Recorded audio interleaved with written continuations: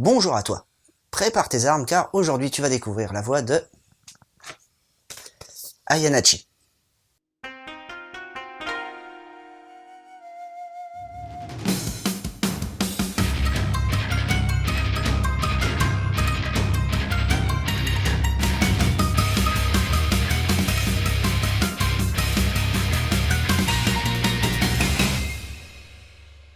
Imagine-toi dans un monde où les humains ont été obligés de se terrer sous terre pour pouvoir échapper aux Oni.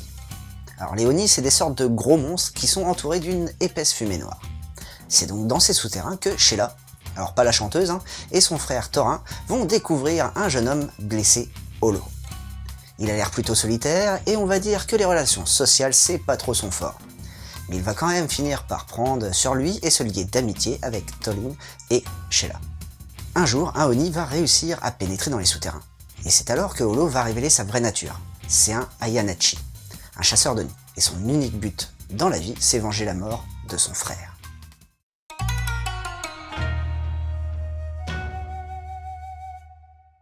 Pour ce qui est du dessin, je t'avouerai vraiment bien l'apprécier.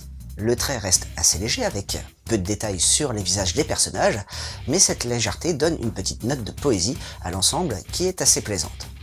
De plus, les ombrages sont utilisés de façon efficace afin d'apporter un côté cruel et horrible à certaines scènes. On peut d'ailleurs observer une superbe dualité entre la lumière et l'obscurité sur certains plans. La seule faiblesse pour le dessin serait au niveau des arrière-plans qui à mon goût sont un peu trop absents.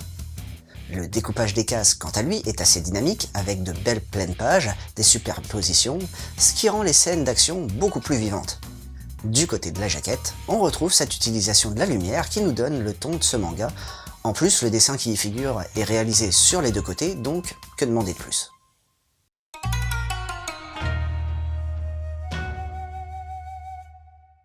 Kajimoto Yukihiro nous vient du jeu vidéo et signe avec Ayanachi son premier ouvrage. Et pour une première réalisation, je t'avouerai être très agréablement surpris. Tu vas sûrement me dire que les scénarios de vengeance avec un super méchant, c'est du vu et revu, et qu'en ce moment on est pas mal servi.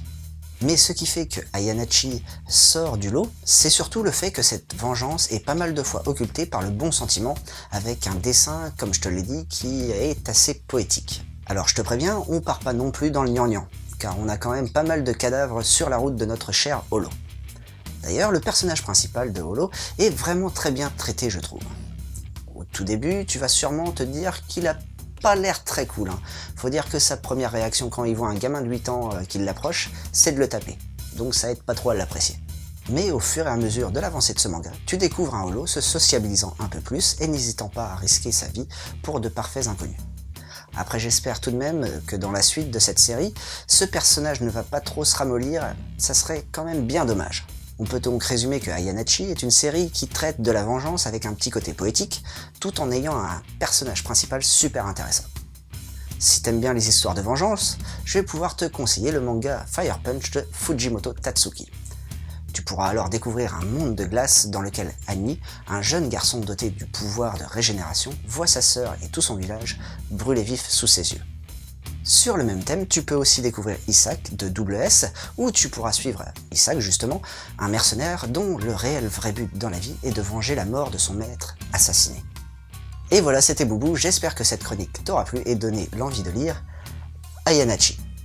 Sur ce, je te laisse et surtout n'oublie pas de suivre la voie du manga.